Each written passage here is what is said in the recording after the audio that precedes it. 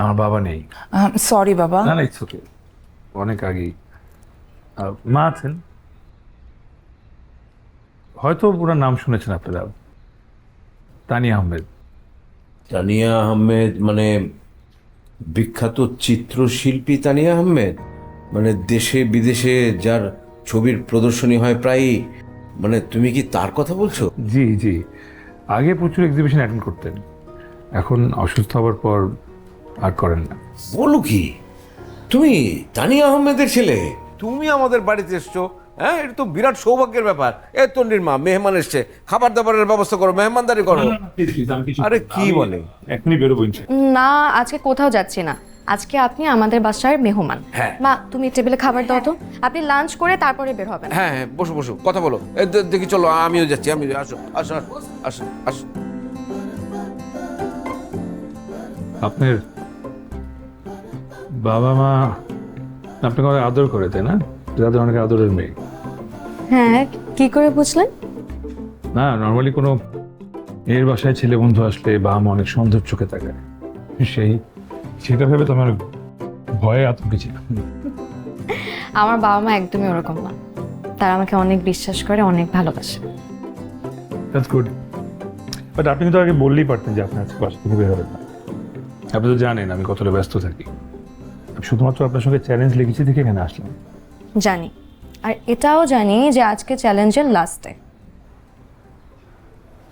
তখন আপনি কি হার মেনে নিচ্ছেন? আমি আজকে আপনাকে দেখাবো যে সত্যিকারের ভালোবাসা কি জিনিস। হ্যাঁ, কিন্তু আপনি তো বাইরেই যাবেন না বলুন। এর হওয়ার তো প্রয়োজনই হবে না। তাহলে সত্যিকারের প্রেম কোথা থেকে দেখাতো?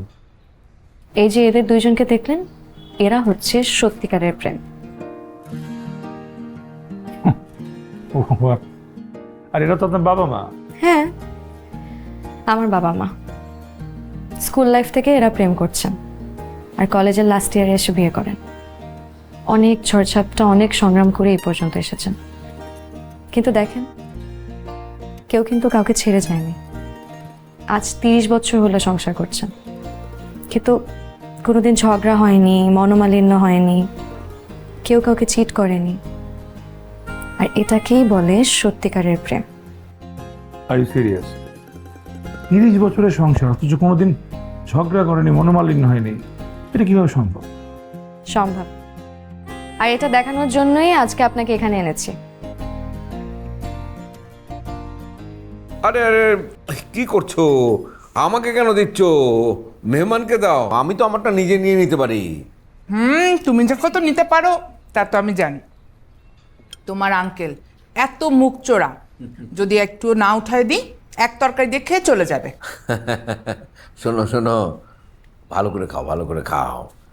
তোমার আন্টির এই এক সমস্যা, কেউ যদি না খেতে চায় তাকে জোর করে ঠেসে ঠুসে খাওয়াবি। এত কম খাও কেন? কম খাওয়াও যাবে না, আবার বেশি খাওয়াও ঠিক না। একদম পারফেক্ট নিউট্রিশন দরকার। আর তন্নি তো যা দেই তাই খায়, লক্ষ্মী মেয়ে। তা তো তোমাকে ভয় পেয়ে খাই মা। একদম একদম।